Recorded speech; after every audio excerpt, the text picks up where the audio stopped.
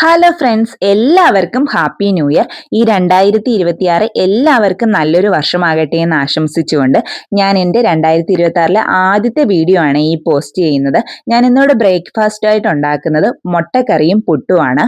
അതിനുവേണ്ടി ഞാനൊരു പാൻ അടുപ്പിലേക്ക് വെച്ച് ആവശ്യത്തിന് എണ്ണ ഒഴിച്ചു കൊടുത്ത് കടുവും വറ്റൽമുളകും ചേർത്ത് ചെറുതായി അരിഞ്ഞ വെളുത്തുള്ളി ഇഞ്ചിയും ചേർത്ത് കൊടുത്ത് കറിവേപ്പിലയും കൂടി ഇട്ടൊന്ന് മൂപ്പിച്ച ശേഷം നമുക്ക് മുട്ടക്കറിക്ക് ആവശ്യമായി ചെറുതായി അരിഞ്ഞ സവാളയും കൂടെ ചേർത്ത് കൊടുക്കുന്നുണ്ട്.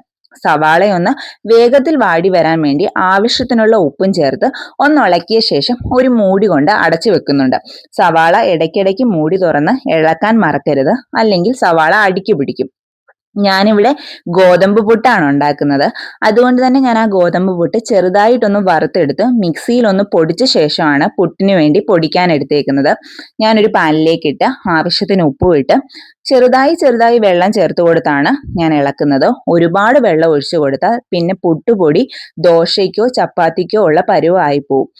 ഇപ്പം നമ്മുടെ സവാള ആവശ്യത്തിന് വാടി വന്നിട്ടുണ്ട്. ഇതിലേക്ക് നമുക്ക് ഒരു തക്കാളിയും കൂടെ അരിഞ്ഞത് ചേർത്ത് കൊടുക്കാം. ആ തക്കാളി അരിഞ്ഞത് ചേർത്ത് കൊടുത്ത് അതും കൂടി വാടുന്നത് വരെ ഒരു 5-10 മിനിറ്റ് വെയിറ്റ് ചെയ്തതിന് ശേഷം മാത്രമേ നമ്മൾ അതിലേക്ക് മസാല ചേർത്ത് കൊടുക്കാവൂ. ആ മസാലയായ മഞ്ഞൾപ്പൊടി, മുളകുപൊടി, മല്ലിപ്പൊടി, ഗരം മസാല എന്നിവ ചേർത്ത് ആ മസാലയുടെ പച്ചമണം മാറുന്നത് വരെ നന്നായി ഒന്ന് ഇളക്കി കൊടുത്തതിന് ശേഷം മാത്രമേ ആവശ്യത്തിനുള്ള വെള്ളം ഒഴിച്ചു കൊടുക്കാവൂ. ഞാൻ ചൂടുവെള്ളമാണ് ഒഴിച്ചു കൊടുത്തത്. ചൂടുവെള്ളം ഒഴിച്ചു കൊടുക്കുന്നതാണ് കുറച്ചും കൂടെ നന്നായിട്ട് എനിക്ക് തോന്നിയിട്ടുള്ളത്. ഈ സമയം കൊണ്ട് നമുക്ക് മുട്ടയിലേക്ക് ഇടാനുള്ള മുട്ടയും കൂടെ വേവിച്ചെടുക്കണം. അതിനുവേണ്ടി ആവശ്യത്തിനുള്ള മുട്ട ഒരു പാനിലേക്ക് ഇട്ട് നമ്മൾ പുഴുങ്ങിയെടുക്കുക.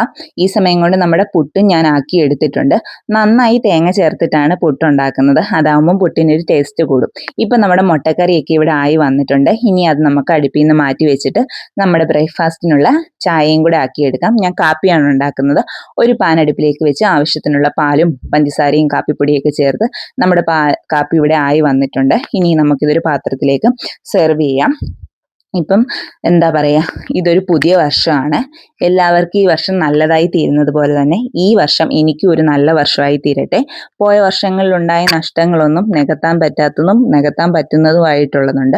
എന്നാൽ ഇനിയും വരുന്ന വർഷങ്ങൾ നമുക്ക് നല്ലൊരു വർഷമായി തീരട്ടെ എന്ന് ഞാൻ ആശംസിക്കുന്നു. എന്തായാലും നമുക്കുണ്ടായ നഷ്ടങ്ങൾ ഓർത്ത് വിഷമിച്ചിരുന്നത് കൊണ്ട് കാര്യമില്ല. കാരണം 2025 കഴിഞ്ഞതൊക്കെ കഴിഞ്ഞുപോയി. ഇനി 26ന്റെ തുടക്കമാണ്. നല്ലതിന്റെ തുടക്കമാവട്ടെ, നല്ലതിന്റെ തുടക്കം കുറിക്കലാവട്ടെ എന്ന് ആശംസിക്കുന്നു. എന്തായാലും ഈ വർഷം നിങ്ങൾക്ക് നല്ലതും സന്തോഷവും സമാധാനവും സമ്പത്തും ഒക്കെ നിറഞ്ഞതായിരിക്കട്ടെ. സങ്കടങ്ങളില്ലാത്ത ജീവിതമില്ല, വർഷങ്ങളില്ല.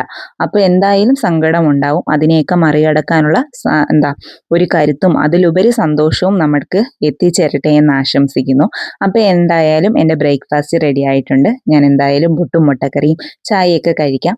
എല്ലാവർക്കും നല്ലൊരു ദിവസം ആശംസിക്കുന്നു.